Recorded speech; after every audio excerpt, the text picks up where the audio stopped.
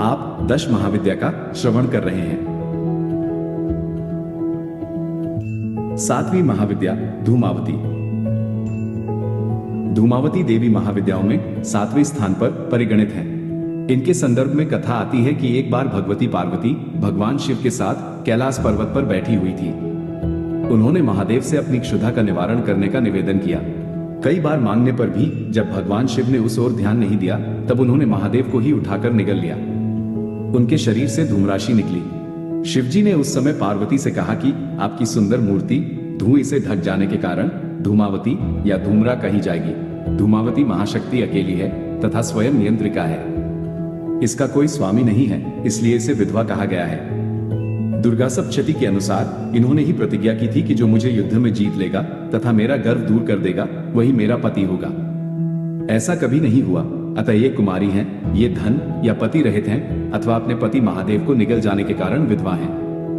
नारद पांचरात्र के अनुसार इन्होंने अपने शरीर से उग्रचंडिका को प्रकट किया था, जो सैकड़ों गीदड़ों की तरह आवाज करने वाली थी। शिव को निगलने का तात्पर्य है उनके स्वामित्व का निषेध। असुरों के कच्चे मांस से इनकी अनुभूता शिवाएं तृप्त हुई, यही इनकी भूख का रहस्य है।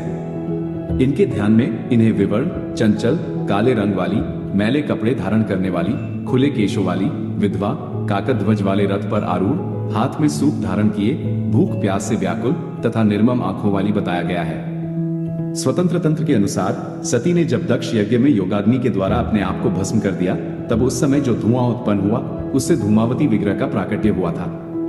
धूमावती की उपासना विपत्ति नाश, रोग निवारण, युद्ध जय, उच्चाटन तथा मारण आदि के लिए की जाती है। शाक्त प्रमोद में कहा गया है कि इनके उपासक पर दुष्टाभिचार का प्रभाव नहीं पड़ता है। संसार में रोग दुख के कारण 4 देवता हैं: ज्वर, उन्माद तथा दाह, रुद्र के कोप से मूर्छा, विकलांगता, यम के कोप से धूल, गठिया, लकवा, वरुण के कोप से तथा शोक, कलह, क्षुधा, तृषा आदि निर्रीति के कोप से होते हैं। शतपथ ब्राह्मण के अनुसार धूमावती और निर्रीति एक हैं। ये लक्ष्मी की ज्येष्ठा है, अतः ज्येष्ठा नक्षत्र में उत्पन्न व्यक्ति जीवन भर दुख भोगता है।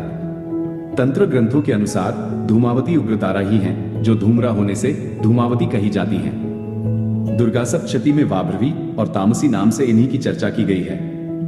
ये प्रसन्न होकर रोग और शोक को नष्ट कर देती हैं तथा कुपित होने पर समस्त सुखों और कामनाओं को नष्ट कर देती हैं। इनकी शरणागति से विपत्ति नाश तथा संपन्नता प्राप्त होती है। ऋग्वेदोक्त रात्रि सूक्त में इन्हें सुत्रा कहा गया है। सुत्रा का अर्थ सुखपूर्वक तारने योग्य है। तारा या तारिणी को इनका पूर्व रूप बतलाया गया है। इसलिए आगमों में इन्हें अभाव और संकट को दूर कर सुख प्रदान करने वाली भूति कहा गया है। धूमावती स्थिर प्रज्ञता की प्रतीक है।